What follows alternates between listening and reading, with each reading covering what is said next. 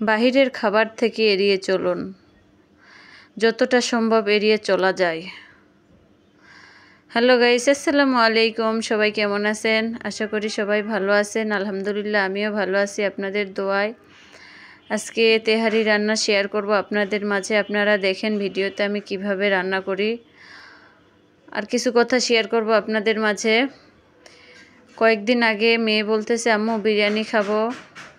মেয়ের বাবা হোটেল থেকে বিরিয়ানি এনে দিয়েছে মেয়েকে। মেয়ে আমার খেয়ে এতটাই অসুস্থ যা বলার মতো না। পরে ভাবলাম যে বাহিরের খাবার আর মেয়েকে খাওয়াবো না। মেয়েটা আমার বিরিয়ানি অনেক পছন্দ করে, এই জন্য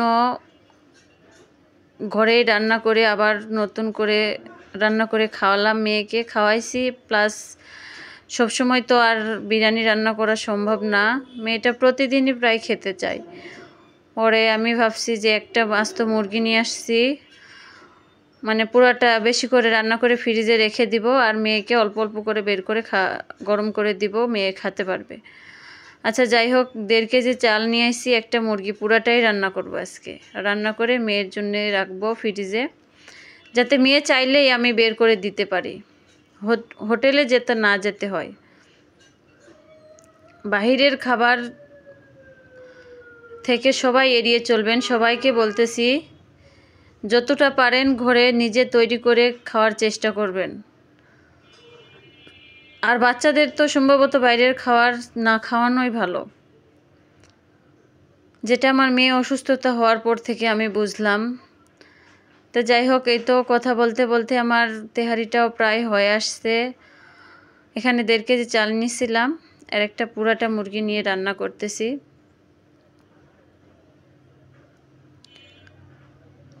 দেখেন কিভাবে রান্নাটা করলাম।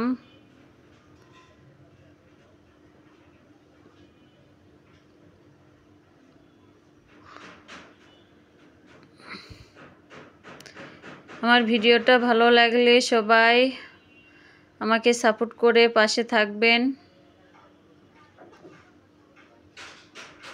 এই তো আমার রান্না শেষ। মাংসটা দিয়ে একটু নাড়াচাড়া করে একটু ঢেকে রেখে দেব চুলার উপরে।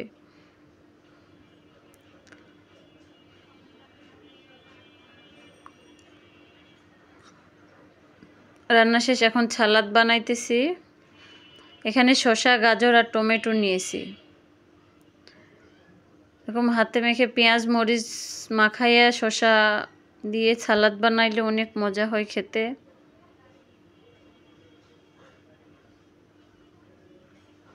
সবাই বাসায় ট্রাই করবেন একদিন, ঠিক আছে? এই তো রান্না শেষ, এখন মেয়েকে খেতে দিয়ে দিব।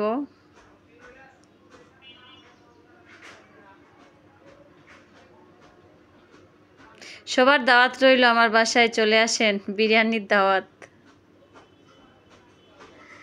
এই তো আমার বিরিয়ানি রেডি। আল্লাহ হাফেজ, সবাই ভালো থাকবেন, সুস্থ থাকবেন, আমার জন্য দোয়া করবেন।